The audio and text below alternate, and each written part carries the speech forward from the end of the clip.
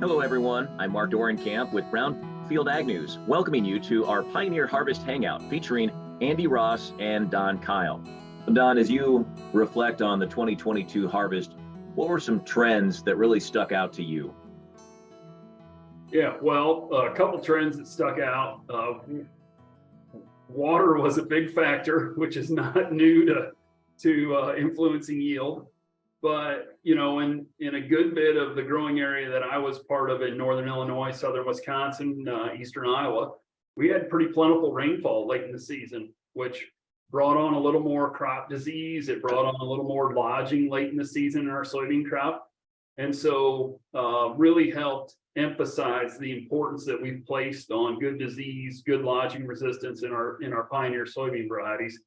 And I think it helped them, provide that extra yield benefit at the end of the season. And so that was a good observation that I had from this fall, is those late rains really emphasize why it's important to have strong agronomics in our products. Andy, on the corn side, what stood out to you? Similar points as Dawn. Those late rainfalls in August. It was great to see that, coupled with many characteristics of our corn product lineup, really helped drive yields home. So keeping our plants healthy, we've fended off some tar spot and other traits for the product lineup, and the ability just to maintain that health throughout August and into September, and with rain to keep pumping in more protein into the corn kernels provides that increased test weight. And I think growers captured a lot more yield through that August than they probably figured they would have. And so because we kept plants healthy and continue to pack in yield, they could really probably see that difference this year. Andy, let's stay with you. You mentioned a buzzword, tar spot, and Yeah. It continues to spread throughout the Midwest. From a plant breeding standpoint, where are we at? It's interesting to have new diseases show up, because it gives you a new challenge from a breeding side. So there is variation for tar spot. We've seen that over the last 3 years as it's progressed from northern Illinois, Wisconsin out farther and farther from that original sites. And the main thing right now is keeping plants healthy, and so plants with overall health really withstand tar spot better. But there is genetic differences that we're sorting out so that we can breed for it better. So if tar spot sticks around, we will be able to combat it just like most of the other diseases to some level. So, Don, on the soybean side, I've heard soybean cyst nematode referred to as that hidden yield robber. And in talking to folks from the SCN coalition, they can really communicate just how impactful SCN can be.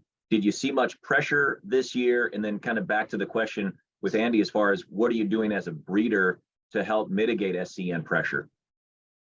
Yeah, so we did see quite a bit of soybean cyst nematode pressure this year. And again, it's hidden. You wouldn't have expected it. You see soybean fields that look perfectly green, really look like they're going to produce a great yield. And you go out and pull a soil sample and you realize there's quite a few nematodes in the soil. And this year being a pretty dry and warm June, and overall a drier year, that made the soil, pretty conducive to the soybean cyst nematode. It was able to reproduce better generations, more individuals out of each of those generations. And genetic resistance is one solution we've provided as plant breeders against soybean cyst nematode. But we've honestly overused one of the sources of resistance with P88788. A lot of the commercial varieties carry it. And so the nematodes, just like every other pest that we deal with in agriculture, they figure it out. When we become predictable, they figure out a way to get around us. And a couple of things that we're doing in plant breeding is we've got varieties in the Pioneer brand that carry Peking SCN source resistance, which is a different source of resistance. And it's holding up against the nematode pretty well. So when growers go to plant their soybean fields, they could choose a variety with that source of resistance and rotate it over years with the varieties with the P88788. Longer term, for a lot of years of my career, I've been exploring new sources of SCN resistance, trying to find new genes that provide resistance. And we're getting close to being able to deliver products with those new sources over the next 5 to 10 years, which is exciting because it's something I've been working on for more than 10 years. And to see it, finally getting close to being a place where we're going to sell it to a customer, and it's necessary. We know that. I mean, the nematodes are not going to quit or go away, so we're going to have to continue to bring better sources of resistance, and that's one thing we're going to do. And Don, following up on that, where would you put Pioneer in comparison to competitors as far as some of those developments right now? Well, I think we're in a leader position because you can already see that we have by far the best Peking varieties and the most options out there for farmers to choose from. And then, as I just look around the landscape and realize all the work we've done, and then all the collaborations we've had externally to develop new sources of control methods for soybean cyst nematode, we're in a really strong spot. And Andy, for you, talking about tar spot earlier, where would you rank Pioneer in trying to get ahead of that plant disease? Yeah, so we're in a really good spot from a competitive advantage as far as tar spot compared to many of the other seed companies. And so a lot of that has been, I think, our traditional focus on plant health throughout the August, September, and maintaining that health so we can pump in a lot of test weight and keep that plant alive to the very end. So I think we're in a really good spot, but we're relentless in making sure that we can continue to improve and fortify that corn plant for as long as possible for different diseases, not just tar spot, but all the diseases. And so we will continue to work to drive down to the true genetic cause of what's causing tar spot, and so we can breed better in the future. So, And Don, I'm excited to ask both of you this question because typically when I talk to an agronomist, I'll ask them, what are some of the common questions you are getting from the growers you work with? And I feel like I can go to another level with the two of you as plant breeders, because you're not only hearing from the agronomists, you're also getting intel on what the farmers are talking to them about, and maybe in some cases talking to the farmers too. So Don, what are some of the common questions and concerns that you're hearing from farmers and agronomists these days? Yeah, well, a couple of them are disease related. So one of them we already talked about was soybean cyst nematode. Farmers recognizing they've got soybean cyst nematode issues, wanting to figure out how do I solve that in my field. And then another one is a disease that's really challenging to defend against, and that's white mold.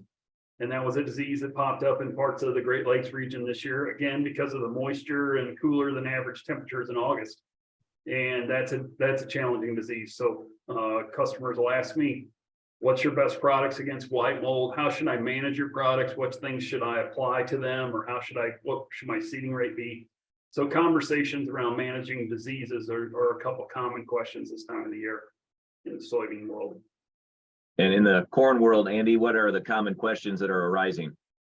From an agronomist, I just had this question just the other day. It's good to relay this. So, he was asking, he's like, we've seen such good advancements come the last couple of years. A lot of our growers and reps are wondering, is this going to be the new trend? I mean, is this just a flash in the pan, or you guys got a pipeline full of enhanced genetics that are just going to keep coming out and impressing ourselves and growers? And so and that's part of Don and I's job, is the fun and being able to look back in the pipeline and share that excitement. It's like, yeah, we have a lot more coming. And so it goes back to that point of, it's just a great time to be in plant breeding, because we get to a point where we're almost cycling through products faster, not because we want to push growers out of them, but because we have something that much better coming to be excited about. Don, you may have already at least partially answered this question, but as far as observations from this year's harvest, how will those observations influence your work going forward, your yield tests, your inbred trials?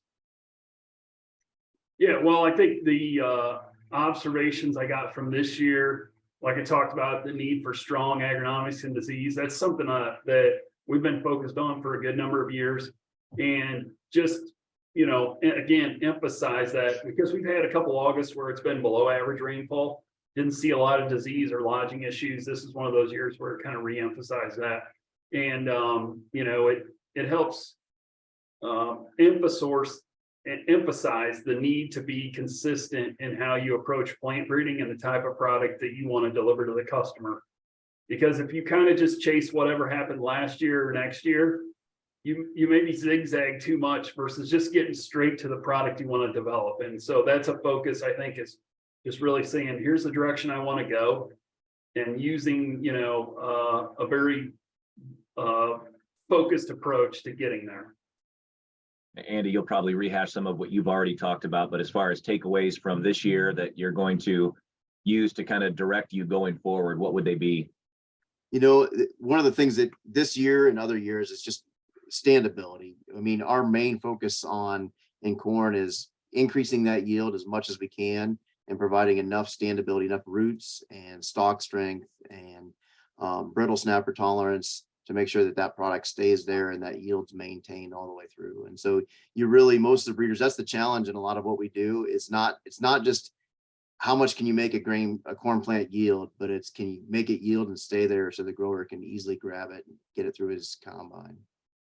And so, we will continue to do that. We've developed artificial methods this year. We've actually added new methods just this past year to try to increase the standability of products, and growers' expectations continue to increase. And that puts a lot of pressure on us to come up with new methods and new innovations on how to constantly improve that corn plant's ability to stand there all season long. Don, anything else regarding your research, significant advancements or progress from 2022 that you'd like to highlight? Well, I wanted to back up when you asked the question about questions we're getting from customers or farmers. And another thing that I wanted to add in there, so I'm getting a lot of interest and questions around our A-Series Enlist E3 products. So great herbicide tolerance package. We just launched our A-Series varieties last year, going to sell them in high volume this year. And so a lot of questions coming to me about, particulars on the products or performance. And growers have had, really good experience with our A-Series products and other herbicide platforms that are wondering about, these Enlist E3 varieties. So a lot of questions on that. And that's been a fun story to tell. We got a great set of products out there. They're doing really well. And, a lot of farmers are gravitating towards that Enlist E3 herbicide system. But not to really overlook, I still get, there's a growing interest around Plenish soybean varieties. That's a market that, offers a premium to farmers. And we have some great products that carry the Plenish trait as well for that specialty oil segment. And then also, still continued growth in our non-GMO segment as well. So we got some A-Series non-GMO varieties that are doing really well. So 3 big segments, but, I get quite a few questions around our A-Series products, and we've really got a great lineup right now to be able to tell a fun story about. Andy, anything else from this past year? Yeah, I think, from a product agronomist and field agronomist, it's just our Pioneer's Chrome product performance, and that Chrome product performance, that's above and below ground insect protection. And so we have seen that performance coming the last many years. It's just that in 2021 and then again in 2022, that performance over Smart Stacks is just really, it's been field proven multiple times across multiple years. And it was just really highlighted this year with how much that those Chrome products help our customers. Well, this has just been a great conversation. A huge thank you to our guest today for this Pioneer Harvest Hangout, Andy Ross, a Pioneer breeder and corn evaluation zone leader based in Iowa, and Don Kyle, also a Pioneer breeder on the soybean side and a soybean evaluation zone leader based in Illinois. Don, Andy, thank you so much for joining us today. Thanks, Mark. Thanks, Mark. I'm Mark Dorenkamp for Brownfield Ag News, and you've been watching a Pioneer Harvest Hangout.